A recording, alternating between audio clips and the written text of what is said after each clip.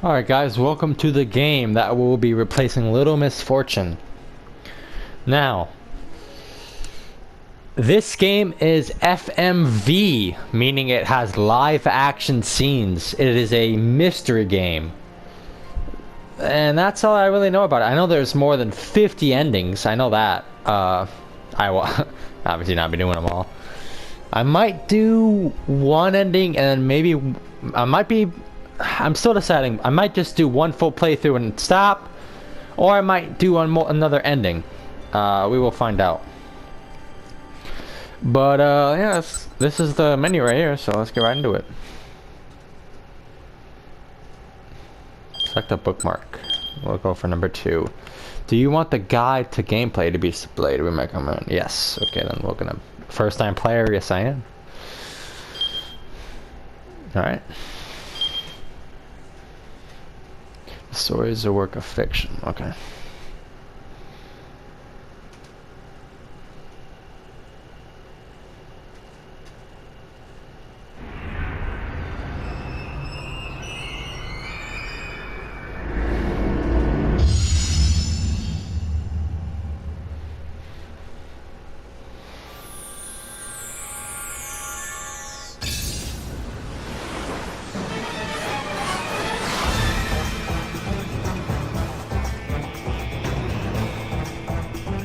There's Shibuya, Tokyo, or Shibuya, Japan, I should say.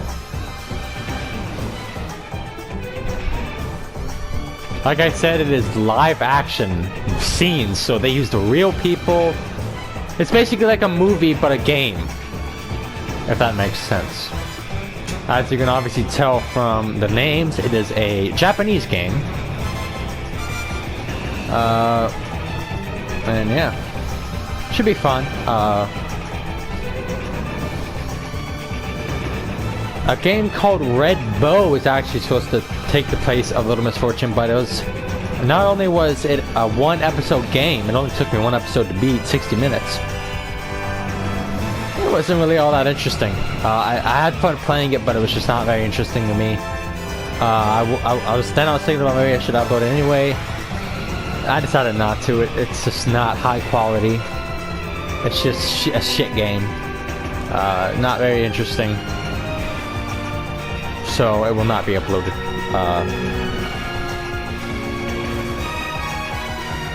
Theme song.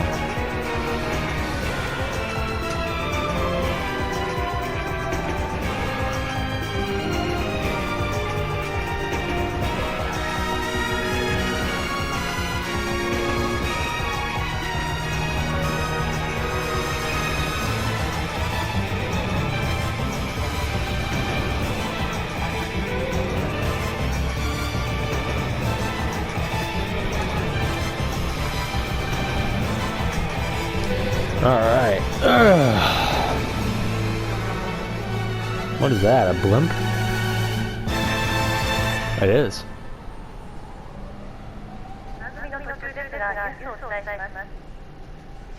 Breaking news. Shinjuku hostage situation, you say? Oh shit! What the hell is happening right now?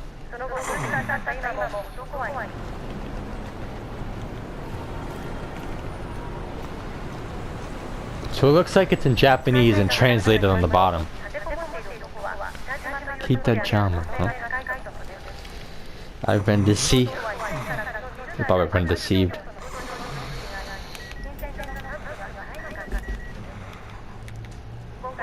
Oh, I've been deceived.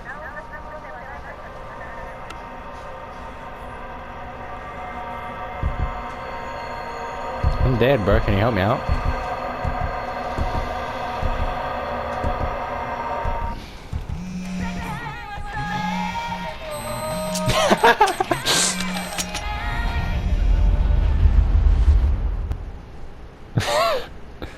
Oh shit! The fan just blew up.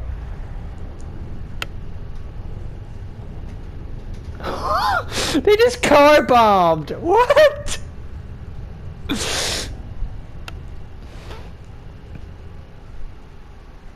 Shibuya's story is yours to tell. Oh my god. They fucking car bombed, bruh.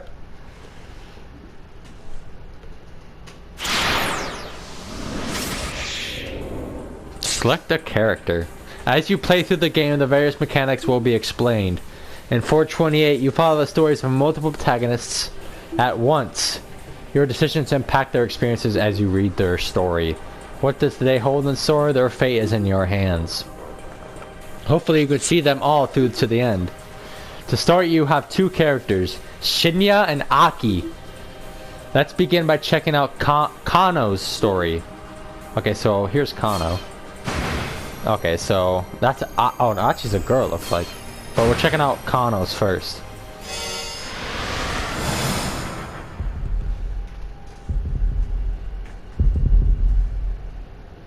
Just 2 more minutes to go.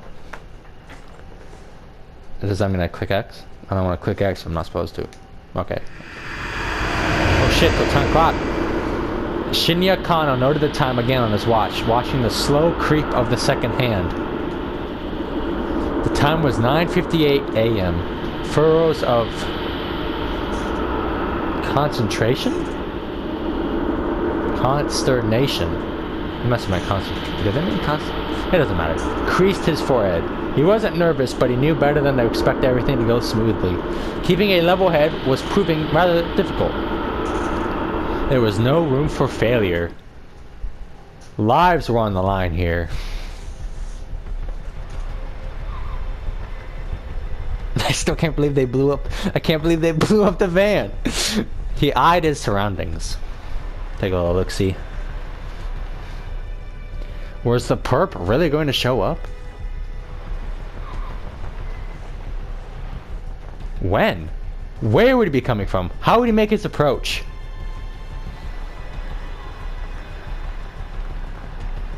The Shibuya Scramble was as packed as ever. Well, that's the game. 428 Shibuya Scramble. A throng of people crossing this way and that way, blissfully unaware of the dozens of detectives hidden in the mists.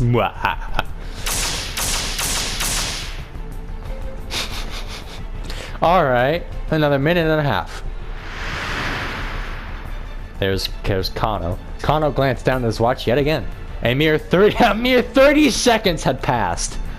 Detective Kano had been with the enforcement arm of Shibuya's criminal affairs section for a year now, but he'd never been a part of an operation this big before. He eyed the young woman standing beside the statue up ahead. Hey, I know that statue. That statue is it's about a dog who stayed by his owner's grave until the dog died. It was one of the, I think I'm almost positive. Maybe that's another dog statue, but I think that's what that dog is from. She was small enough to get lost in the crowd, and she carried a nondescript attaché case. Briefcase is what we'd call it here in America. Hitomi Osawa, age 19? She looks like she's 15, but... The briefcase in her hand contained a full 50 million yen in cash. Hold on. Hit it with the pause real quick. 50 million yen in American dollars. 50 million Japanese yen equals $481,765.20. Okay, so it's actually only $480,000, but that's still a fuck ton of money to sit in a briefcase. Yesterday, her twin sister Myra had been kidnapped. This was the ransom payment. The culprit had called Hitomi last night at home, referring to her by name and telling her to wait by the statue of Hachioko in Shibuya. It was almost time, but nothing. Kano was staring fixedly at the second hand of his watch when a homeless man sitting on the sidewalk murmured just loud enough for him to hear. Come on, Kano, quit looking at your watch so much. What if the kidnapper sees you? Kano tried to look nonchalant as he lifted his eyes, but the scruffy character continued. You're too nervous. Just relax already. You're the one acting suspicious, Sasayama. Kano frowned. Why would some homeless guy be talking to me? Yuji Sasasa... Oh. Some words and phrases, a text appear in blue. These are called tips. Press square to underline a tip and then press X. He was the senior officer of Shibuya's Precinct Criminal Affairs Division, 5 years older than Kano. This will let you read some extra info relating to that word or phrase. There are tips containing general knowledge and ones that are 428 specific. These are marked with a meh and a meh. Official name, responsible for the safety of approximately 200K, including 32 neighborhoods which are listed. Here he's went a little overboard with the disguises. He claimed it was all part of the job, but word on the station is that he just liked playing dress up. Hey pal, spare some change? So somebody lurched to his feet and shuffled closer into Kano. Hey, knock that off! Fittingly for the part, Sasayama reeked pretty fucking badly. Well, ain't so suspicious now, huh? He clung to Kano with mock camaraderie. Holy shit. Camaraderie, despite the younger man's attempt to pull away. Come on, Sasayama, cut it out. Sasayama's blithe confidence rattled Kano's nerves. Of course, there was good reason for that confidence. This was Kano and Sasayama's jurisdiction, but they were positioned a great distance from where the handoff was supposed to take place.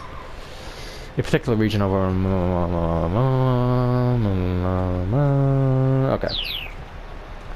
The statue of... Okay, here we go. Sometimes 2 or more tips will appear on a single screen. Press X, press square repeatedly to change which words are highlighted, underlined.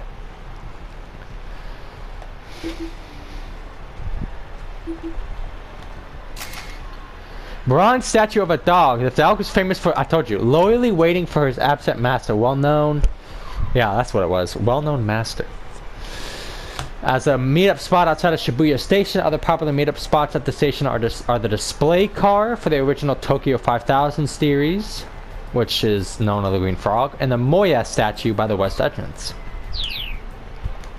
Kano and his partner were just there to provide backup if the kidnapper attempted to flee. Look, just try to relax. We'll be fine. Sasayama gave him a wink. A moment later, the radio squawked in Kano's ear. Alright everyone, it's done. Keep your eyes open. The voice coming into the earpiece was Koji Kuz, HQ's operations director. Okay. Until last year he'd been if it's anything important I'll read it, but if it's just like giving a description what it is, if it's not very interesting I'll just skip over it and you can pause it and read it. Until last year he'd been the Shibuya Precinct's head detective and Kano's supervisor. We don't know when the perp is going to make contact. Don't let your guard down. Ku's low gravelly voice echoed in Kano's ear. You don't sound too worried, Kuz. Kano winced at Sasayama's words. How could the man be so nonchalant? And the appointed time had come and gone. Something should be happening. Whap! Kano smacked himself in the thigh to ease a little tension. The sound was louder than he intended. Though the suit hid his muscular physique, it did little to dampen the noise. He needed to stay focused. He might be called to action at any minute. Still sitting there. The department handled abduction cases according to a certain standard investigation procedure. Was it an attempt to extort money, or was the motive something personal? The answer to that question determined how they deal with the criminal. And based on the investigations team's initial findings this time around, they probably weren't dealing with a professional kidnapper. Still, in all likelihood, it was someone to take with quite a long rap sheet. Probably someone who knew the family, but so far they had few leads on who might bear such a grudge. With the situation so unclear, the plan was to apprehend whoever came to make the handoff on site. If the culprit ran with the money, there'd be no guarantee of the hostage's well-being. Hope it just saved. Still nothing, Sasayama muttered. There he is. He's here. Oh, you gotta love that. Kuz broke in, his voice spiking to an exerted chirp. Whenever he gets overly flustered, excited, or panicked, he slips into a childish register prone to babbling and pitching his voice. Okay. Subject is a young male in his 20s, wearing a bandana and an orange hoodie. Orange hoodie. Q's, normally calm and stoic, was now squawking like an excited child. That wouldn't happen when he got particularly worked up. Kano and Sasami steeled themselves. What the fuck? They could see the subject now. A 20-something male nonchalantly approached Sasami to talk to her. Alright, people, be ready to grab this guy. Kuz was stationed in the mobile command center not far from the intersection, keeping his tabs on the situation via video surveillance from the camera team. The young man started speaking enthusiastically to Hitama. Detectives watched, uncertain. Was this really the kidnapper? That's gotta be him. The situation... You encounter selections like these during the story. These choices will change the lives of other people in addition to changing your own fate. Use blank and then press X. The current choice will not impact you or any of the other protagonists. Yeah, let's get... Hold on. We gotta hold our fucking horses, bro. We can't just jump at the fucking... We can't jump the gun. We don't know who this fucking douchebag is. So we're gonna hold off. The situation still wasn't entirely clear. He needed to get a better look at things. The newcomer held a bundle of letter-sized paper which he showed to Tama as he went on talking. He tried to hand her one of the papers, but she pointedly ignored him. Undeterred, the man kept trying to foist it off on her. Tama refused to respond, becoming as motionless as the statue of Hijako, Hot Chico, behind her. Until finally the man gave up and walked away. That's what I figured. Guess it wasn't him. Kano felt the tension of the moment linger in his spine. Guy must have been hitting on her. Succeeding at meeting on someone like this takes a special knack. Looks are important. I mean, she is pretty cute. I mean, he had a point. Though, of course, something in Sasayama's voice made Kano brace himself. She's got nothing on my Mi-chan. Oh, you got music in the background now. Mi-chan was Sasayama's wife. They got married just last month. Oh, boy. Let me tell you, Kano, married life is the best. You gotta hurry and give it a try for yourself. This was Sasayama's favorite topic lately, and Kano was getting more and more fed up with it. Sasayama, come on, just knock it off, okay? The phrase had become a common refrain of his since the department partnered them. Fine, fine, let's talk about your girlfriend then. Huh? Now? You can't be serious. Sasayama leaned in closer again. What's she like? We are not having this conversation, man. Kano muttered, looking away. Oh, come on! Sasayama set his hand on Kano's chest, still playing the homeless troublemaker. Show me your phone. Let me see your lock screen. Huh? Sasayama pawed for the phone. You've got a pic of your girl on your lock screen, yeah? I do not. But he did. It did. It was scary on how on the mark Sasayama's instincts were. Hey, cut it out. We're in the middle of an investigation. I am investigating, Sasayama chuckled as he plucked the phone from Kano's pocket. A flip phone! His face scrunched up with astonishment as he looked at the lock screen. The heck is this? It's not... Isn't this Masami Nagahama? Who? A national star tends to play the heroine on national morning soap operas. Or in historical dramas. Her songs have been a series of national hits.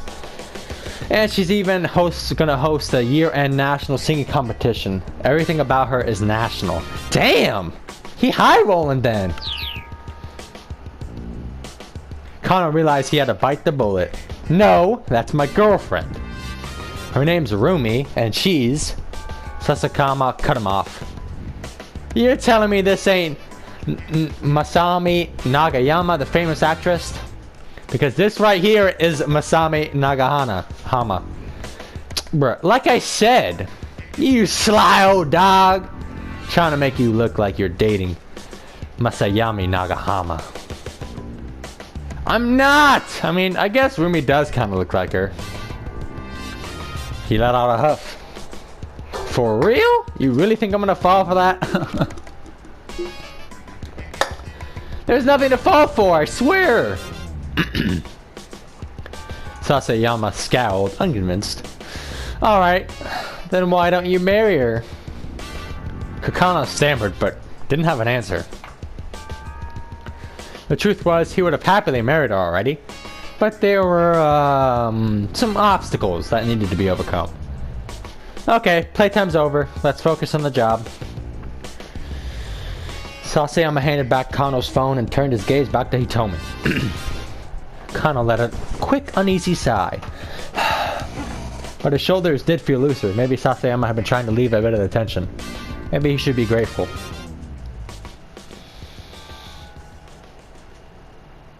By now, several minutes had passed since the guy with the papers had gone away. He peered at Hitomi. The strain on her face was visible. In addition to the weight of the briefcase itself, the 10,000 yen bills it had weighed close to 6 kilos. Man, I got you. Man, I'm gonna have to change that to our... 6 kilograms is equal to 13.228 pounds. So she's holding onto a 13-pound briefcase right now. Her slender arms must have been getting tired. Still, she refused to set the case down. She wasn't taking any chances with her sister's life.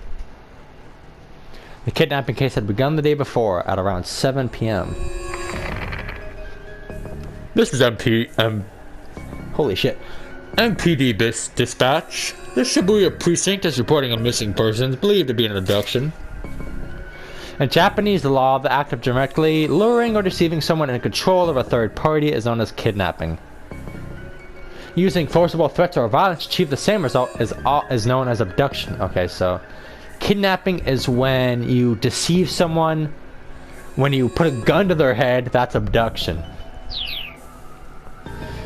Subject is Myra Osawa, a 19-year-old student at Midoriyama Academy. I can't fucking speak.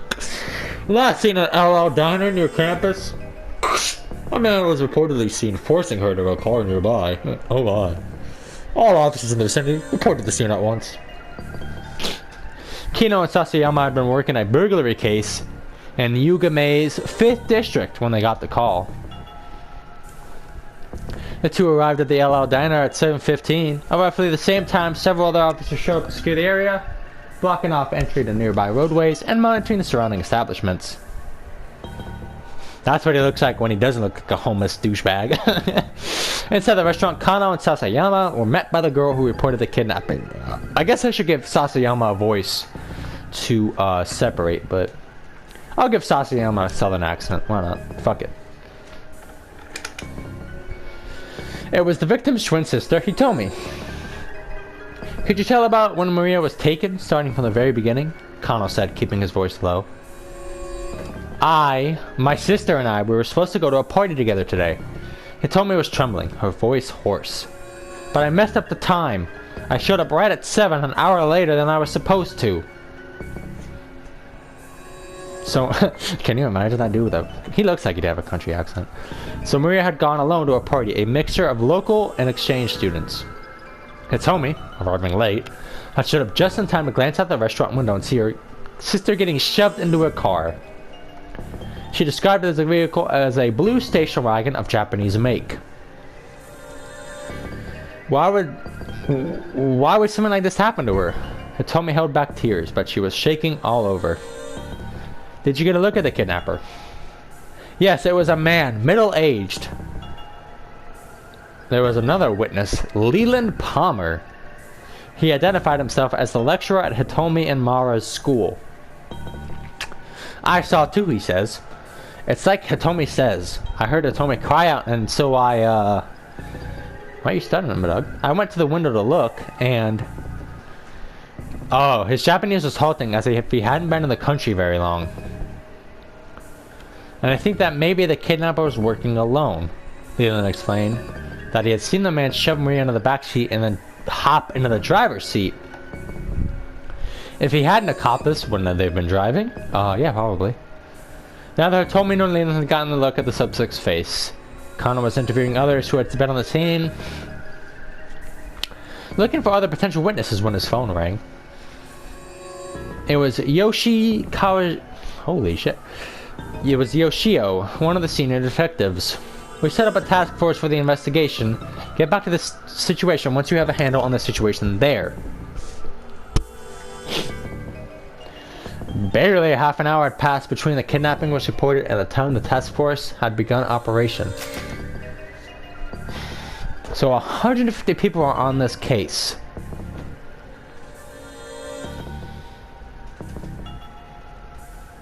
A Wyatt squad too, huh?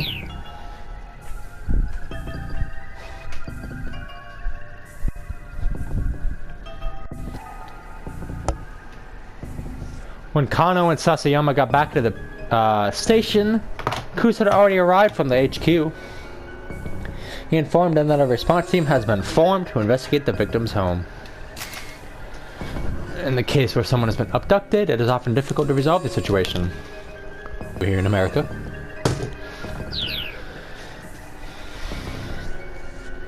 Kano could feel a particular tension in the air. Unfamiliar MPD detectives scurried to and fro around the Shibuya offices. He pulled one of them aside to get a quick update. Wow, they look a lot alike. An hour had now passed. There had been one new development. The perpetrator made a threatening call to the victim's home. He said the following. Tomorrow, 10 a.m. by Hashiko in Shibuya. Have the sister Hitomi bring 50 million yen. If not, the girl's life is forfeit. Oh my, that's quite scary. Who's eating a banana? Hajiwara from the precinct was put on the response team along with detectives from elsewhere who received special training in abduction cases. Normally a local precinct detective wouldn't have gone undercover in a victim's home. Kus, however, had decided that having a knowledgeable local was crucial and had sent Kajiwara along. Detectives disguised themselves as delivery people and movers to make their way inside without arousing suspicion, arriving there at 8:30. The response team had prepared to run a trace in the act of pinpointing if the kidnapper contacted the family a second time. But there is no further calls. Damn. Kano checked his watch again. 20 minutes had now passed since the time designated for the ransom handoff. The kidnapper had yet to disappear. Crap, you think we might have spooked him? He wondered aloud. Hey, stay calm. Sasayama, I remember I'm giving him a southern accent. Sasayama scanned the passing throng. He's just playing with us. Why'd this guy even pick this place? Sasayama shrugged. Figure he must want to blend in with the crowd, nab the money, and disappear before anyone else is there. That'd be my guess. In that case, why not pick Shinjuku or Ginza? The big crowd didn't just benefit the kidnapper after all. It also allowed the police to use the sea of people to conceal their own operation. Who's thinking about that, though, realistically?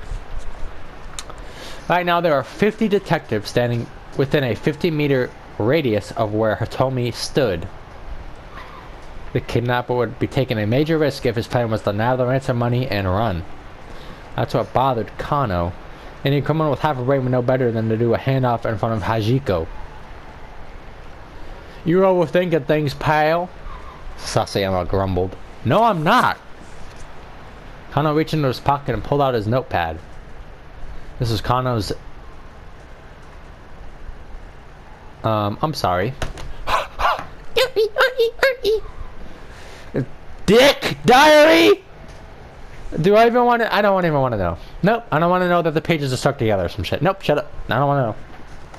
Which he always kept at hand. And then Sasayama rolled his eyes. That thing again? Kano ignored him, flipping to the notepad. Aha! Here it is. Dictatum. I don't...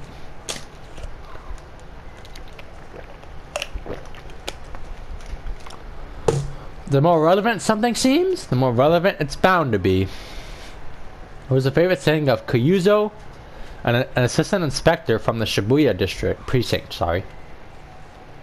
Tatino was the kind of detective Kano aspired to be. For the current operation, he had been placed in charge of Hitomi's personal safety. He was in a position to defend her as soon as the ransom had been handed off. Of course, Hitomi had been informed of how much protection she was under. There was a risk that if she acted too secure, it might alert the kidnapper. I think Tatano has the right idea. Sasama snorted quietly. Maybe, he's a great detective. Don't get me wrong. But do you know how many irrelevant things there are to consider? Again, Kano ignored him. It didn't matter if anybody else understood. Kano had faith in Tatano as both a detective and an individual. He had first witnessed Tatano's brilliance during a standoff at a financial company 3 years earlier. A man had shut himself in an office, splashing gasoline everywhere, and threatened to set the place ablaze.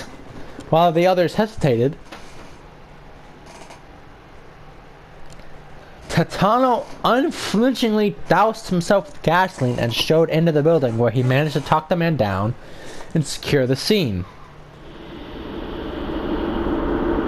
The others had been awestruck by Tatano's actions, and Kano, who at the time who had been content to be the run-of-the-mill police officer, had found it quite inspiring.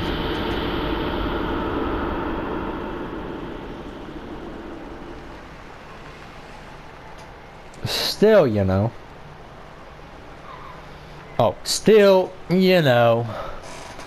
As great as a detective as Tatano is, it's not like anyone else in the world has ever heard of him. I suppose not. So, only time anyone ever hears a cop name is if he's caught up in some scandal or killed in the line of duty. I mean, it doesn't really seem fair, does it? Kano shrugged.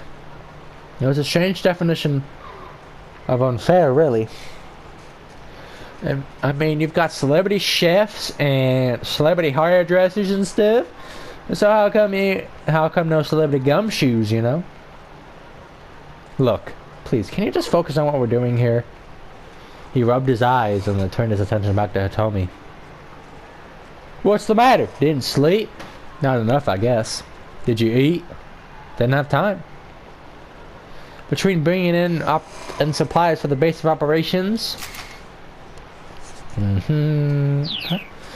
so readying the team's vehicles, photocopying hundreds of documents and various other tasks, Kano had barely slept the previous night and hadn't gotten a meal in either.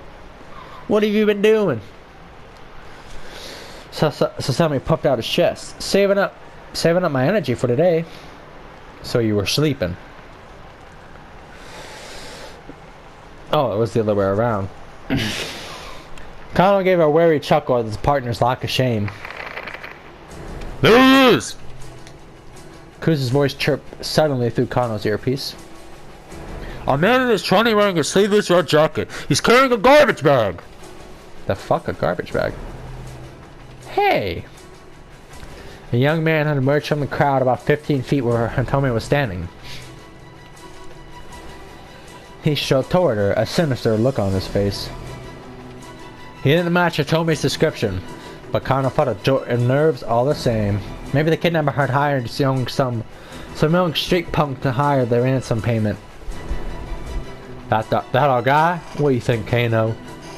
Yeah, I think he's gotta be. This was it. Kano swallowed the lump in his throat. He bent his knees, ready to act fast. Blood rushed to his leg muscles, vanishing the stiffness that had begun to take hold. Could this be the culprit? Or perhaps... The young man tried to snatch the briefcase from Hitomi, but she clung to it with desperate strength. It was him! Detectives rushed in. Hey, whoa, what the hell? The young man cried out frantically and tried to dart away, but the officers closed in, forcing him bodily to the ground. Target secured! Oh, jeez, I think we got another suspect on scene. Eek! He's taking the ransom. Cruz's hysterics made Kano spin around. Sure enough, a foreign-looking man was sprinting away, briefcase in hand. The mob of detectives scrambled to pursue. Before Connor could react, most of them had run off, leaving him to look after the original suspect. Sweet.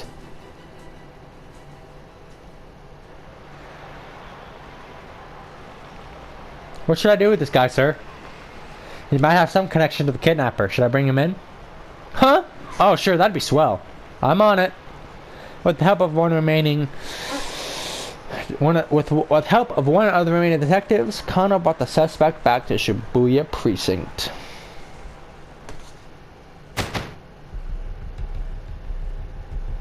And this is where I'll end the first episode of Shibuya Scramble. A lot of reading, but I'm enjoying this so far.